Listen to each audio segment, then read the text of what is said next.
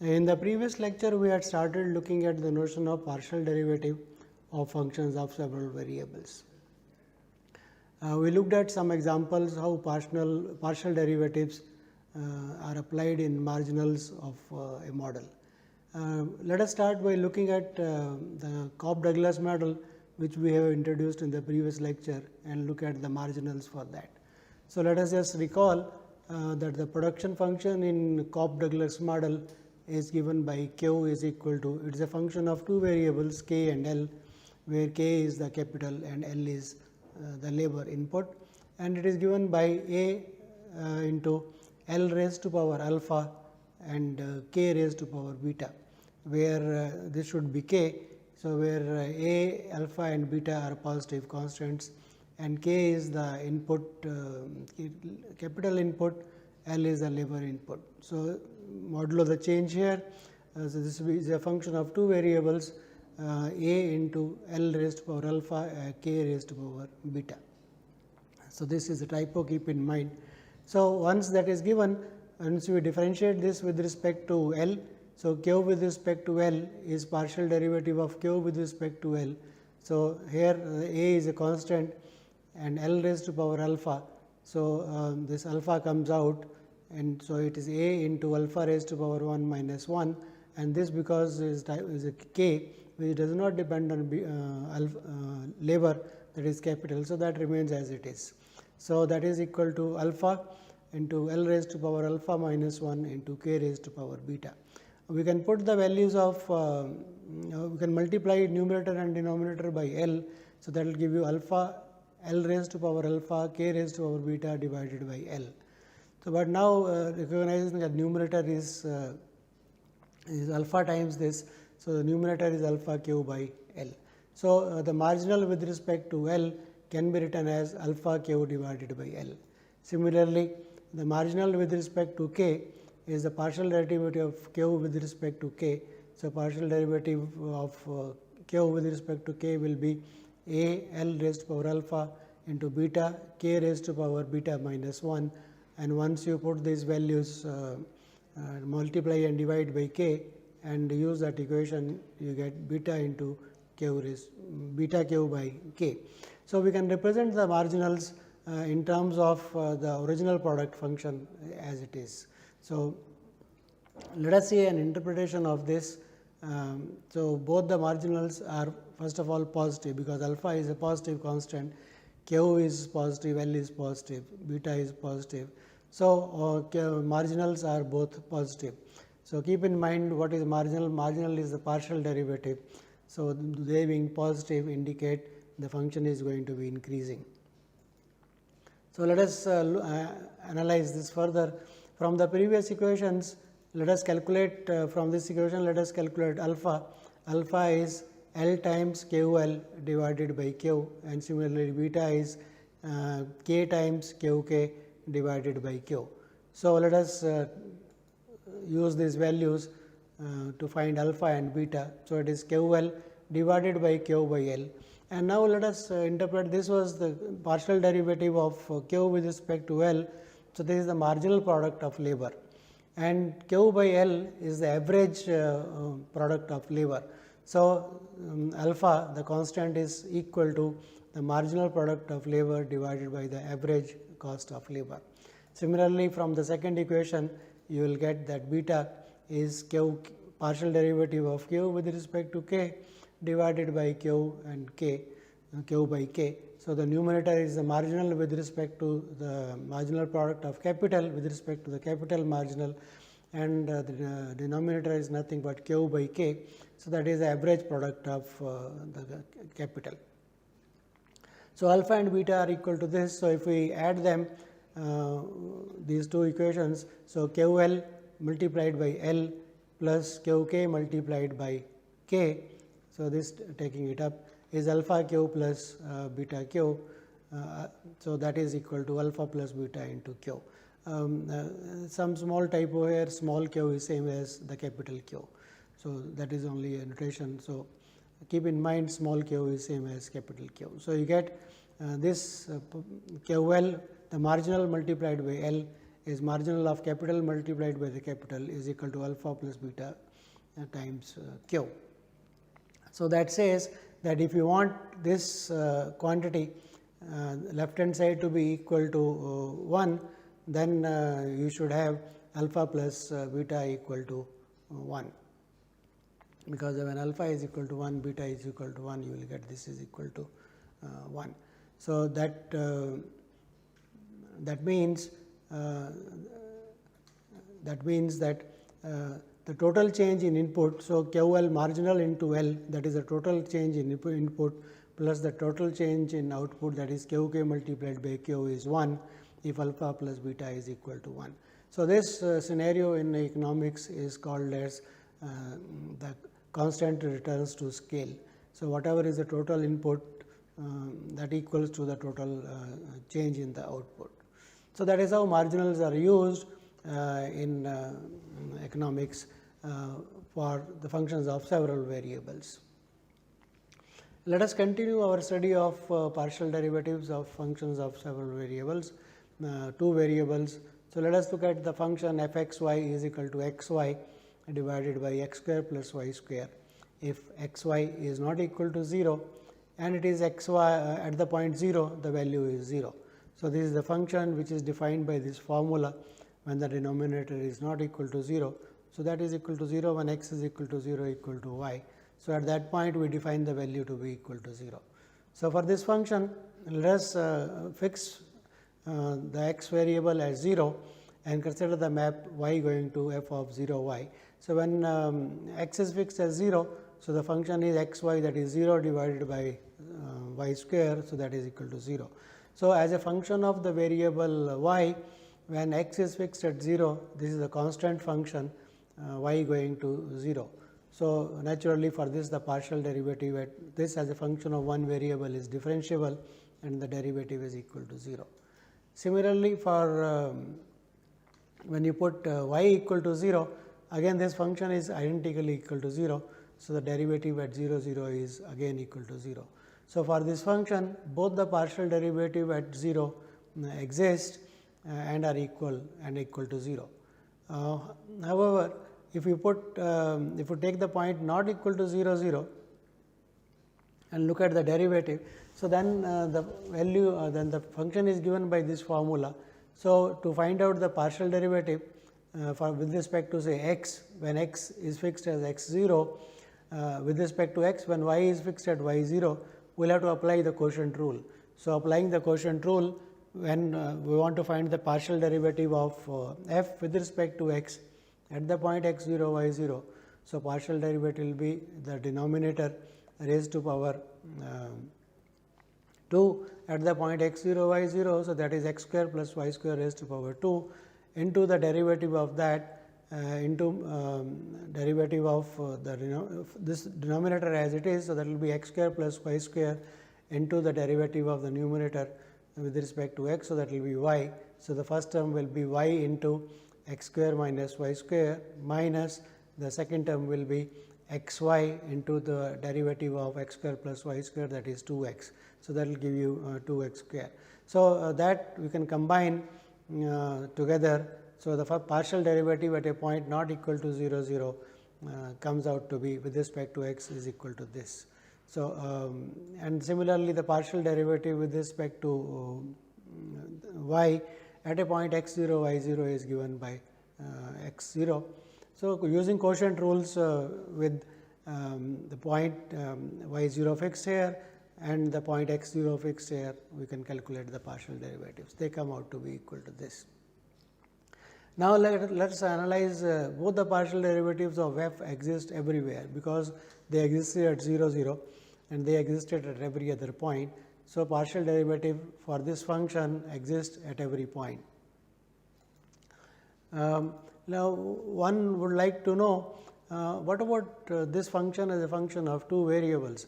So, we will claim that this as a function of two variables is not continuous at the point 0 0. To see why that is so, one method could be if you take you approach to find out continuity at the point 0 0, we have to approach f x y, we have to let f x y go to find the limit of this as x y goes to 0 0. So, let us find this limit along a particular path.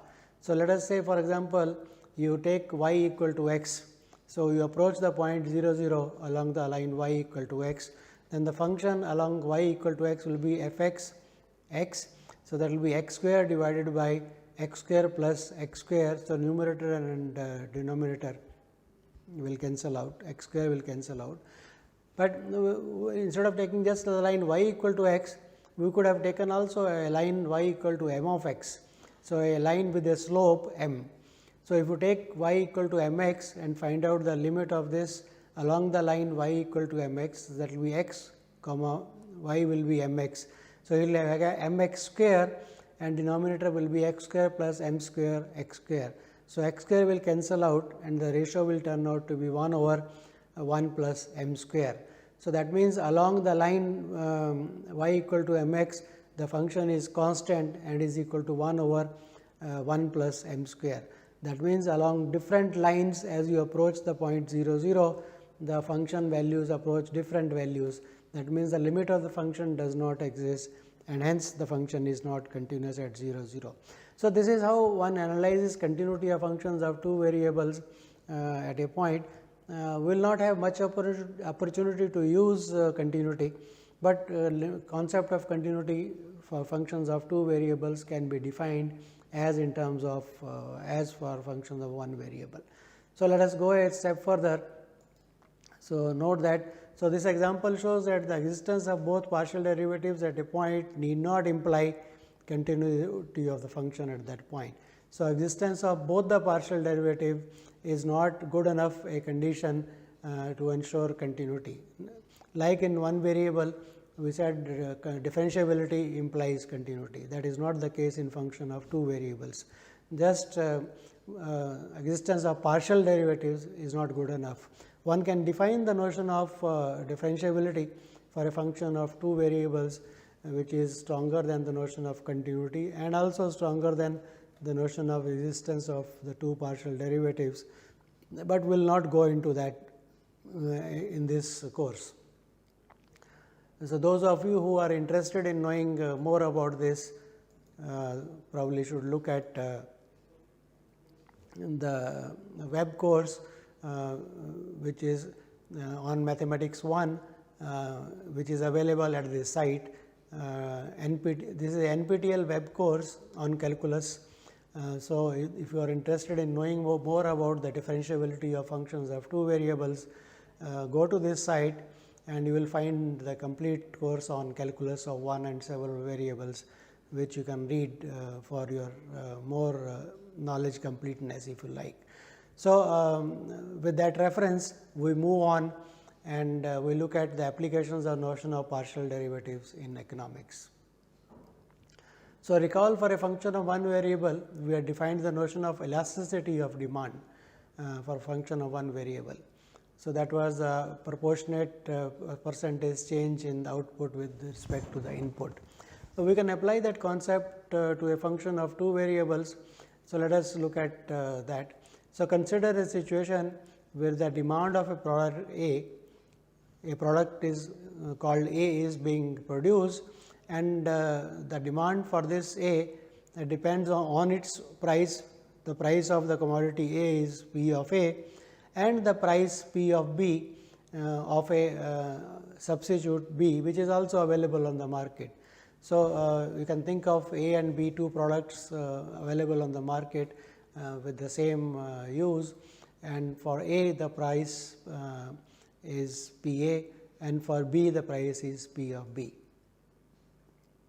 So, let us look at the demand function. So, demand function Q of D will be a function of P of A and P of B, right. So, price of A and price of B together, in both of them will decide what is the demand of that product, right. So, this is a function of two variables. P of A is the demand price for A and P of B is the price for the substitute, which is B. So, there are two possibilities of elasticity of demand for such a function of two variables. One is that is with respect to the change in price of A, the commodity itself. So, this is called own price elasticity of demand. So, the elasticity of demand with respect to the product A is called own price own price elasticity of demand. One can also look at how the things are changing with respect to the product B. So, the second with respect to the change in price of B is called cross elasticity of demand. So, elasticity of demand which is with respect to the price of B with A fixed, price of A fixed will be called as the cross elasticity. So, it is going over to the substitute. So, here is the own price. So, let us try to compute both of these. So, the own price elasticity is the derivative of the demand with respect to A. So, that is because it is a function of two variables. So, it will be partial derivative of the demand function Q of D with respect to the price P of A into the price ratio of price of A into Q of D. So, that is the formula for function of one variable. If we treat Q as a function of the one variable P A itself, then this is the elasticity of demand by that formula. And similarly, if we treat A fixed and look at as a function of the variable B, then the elasticity of demand Q of D will be partial derivative of Q demand Q D with respect to the P B, the price of B into the price of B divided by the demand Q of D. So, these are the two coefficients of elasticity of demand. So, this one is what is called the own price elasticity of demand, and this is called the cross elasticity of demand. Let us compute these two quantities for a particular example. Let us say Q of D, which is the function of the two variables P A and P B, is given by the following relation. It is 100 minus 3 P A plus P of B. This is just an illustration of what we are trying to do. So, if Q of D is this, then we can compute what is the elasticity of demand with respect to A. So, it is partial derivative of this function with respect to A. When you differentiate this with respect to the price of A, so only variable P A is coming here. So, it will be minus 3. So, price elasticity of demand with respect to the price of A is given by minus 3, because this quantity is partial derivative is equal to minus 3 and into P A divided by Q D. So, that as it is P A divided by Q D. So, this is the function of P A and P B. Similarly, the second one, if we look at the particular example, particular case, when P A is equal to say 10 and P B is equal to 20. So, when P A is equal to 10, P B is equal to 20. So, we put these values here, you get Q D equal to 100 minus 3 into 10 plus 20, which is 90. So, that gives you that the value of the own price elasticity of demand, which was equal to minus 3 times P A by Q D, is equal to minus 3 times P A is 10 and Q D is 90. So, 10 by 90. So, that is the price own price elasticity of demand. So, that is minus 1 by 3 if we simplify this. So, that means what? That means the quantity of demand of A falls. That means the quantity demanded of the product A falls by 1 by 3% if the price is increased by 1%. So, if P A is equal to, right. So, that is the change in proportionate change is 1 by 3%. So, the quantity demanded. So, this own price elasticity of demand being negative, that means it is going to decrease when there is a increase in the price. So, quantity demanded of A falls by 1 by 3%, because this is minus 1 by 3, if the price is increased by 1%. So, that is the interpretation of this. So, let us look at the second case when Q of D as before is same function 100 minus 3 P A plus P B, P A is equal to 10 and P B equal to 20. So, we saw that gave us partial derivative of Q D with respect to P B. So, we are keeping P A fixed and we are only differentiating with respect to P B. So, that gives you this all becomes 0 and you get the value equal to 1. And at that point Q D is equal to 90. So, we get the cross elasticity of demand being equal to the partial derivative of Q D with respect to P B into P B by Q D. So, that is 20 by 90. So, that is 0.22. So, that means what? That means that the demand for A increases. Now, this is positive. So, this is a increasing function. So, the demand for so this means that if the demand for A will increase by 0.2%. So, this is you can call it as 0.2%. If the price remains, if its own price remains fixed and the price of B is increased by 1%, because this is cross elasticity of demand. So, 1% change in the price of B will result in 0.22% change in the price of A.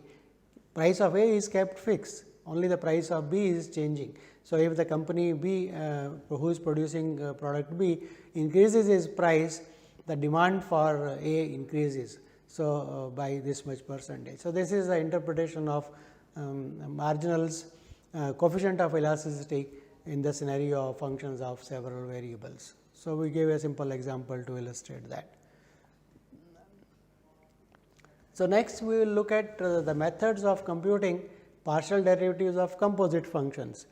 Partial derivative of a function of two variables is keeping one variable fixed, looking at the derivative of the function with respect to the other variable.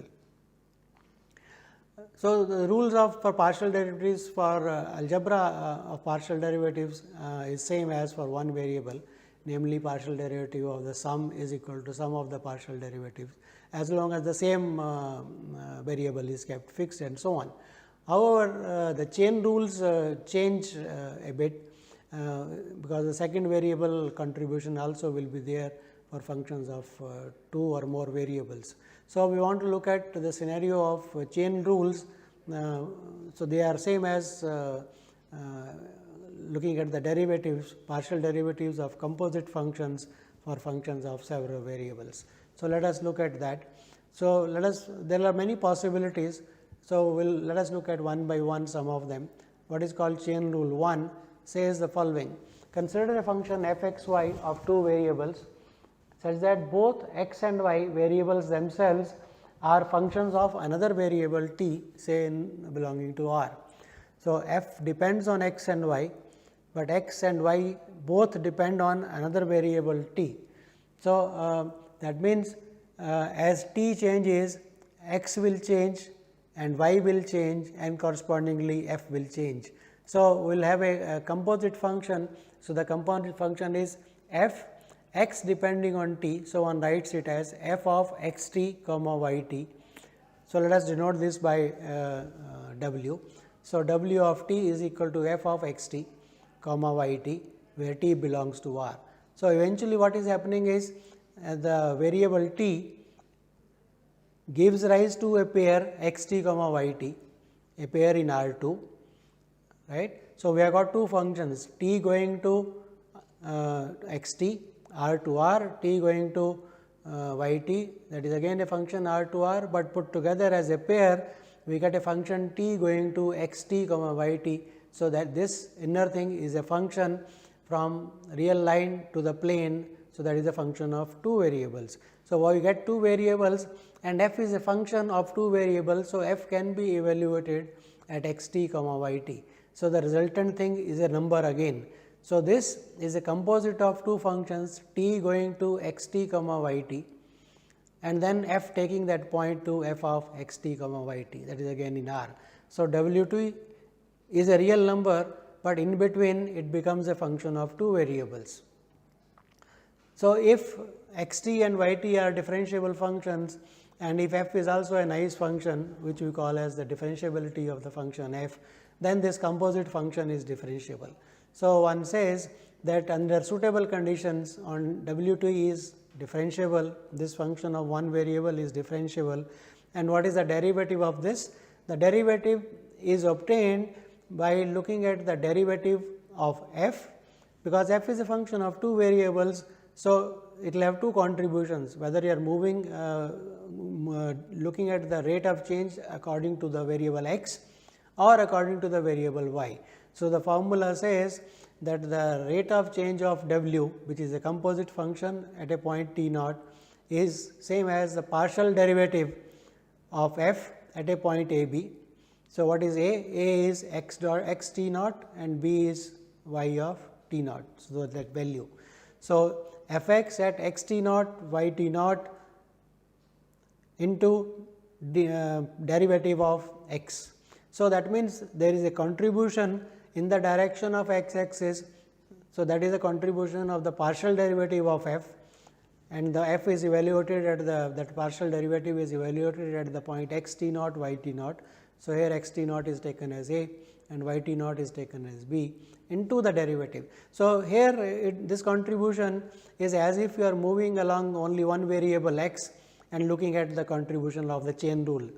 So, that, but there are two variables. So, the other variable also contributes equally. So, plus f y at the same point a b into y dash of t naught. So, this is the what is called the chain rule when t goes to a function of two variables and then a function of two variable goes into real line. So, this is written as d w by d t. So, w is a function of two variables, so f of x y. So, partial derivative of f with respect to x into dx by dt and partial derivative of f with respect to y into dy by dt. So, this is what is called as the chain rule under this composite functions. So, keep in mind, so it is something like one variable, but there are two terms coming. Similarly, we can write it in a pictorial form. W is a function of two variable x and y, x is a function of variable t, y also is a function of t. So, when you want to find out the derivative dw by dt, it is a contribution along the variable x, contribution along the variable y. So, along the x, it is partial derivative of f with respect to x into dx by dt plus partial derivative of y f with respect to y into dy by dt. So, that is a chain rule example illustration for the previous consideration. We can have something similar, a slightly more complicated one, where w is a function of two variables x and y. Now, x itself is a function of two variables r and s, and y also is a function of two variables r and s.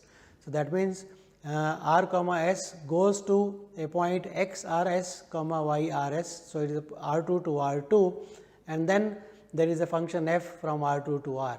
So, w becomes a function of two variables r and s. So, it is a composite of two functions of and both of them are functions of two variables.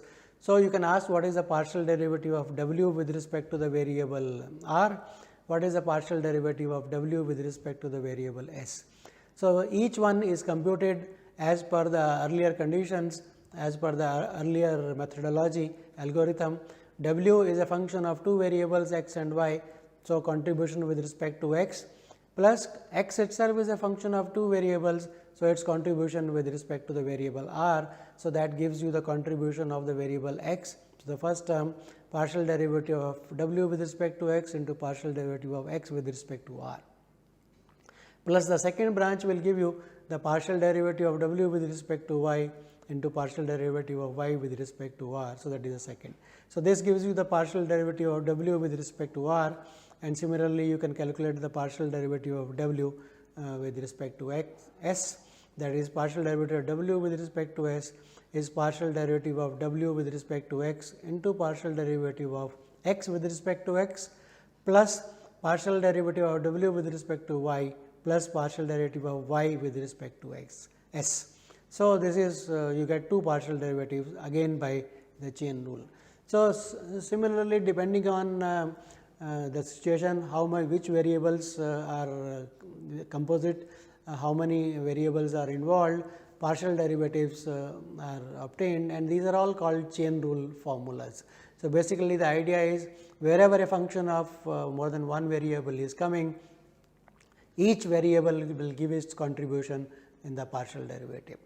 So, we will look at more illustrations of partial derivatives in the next lecture. Thank you.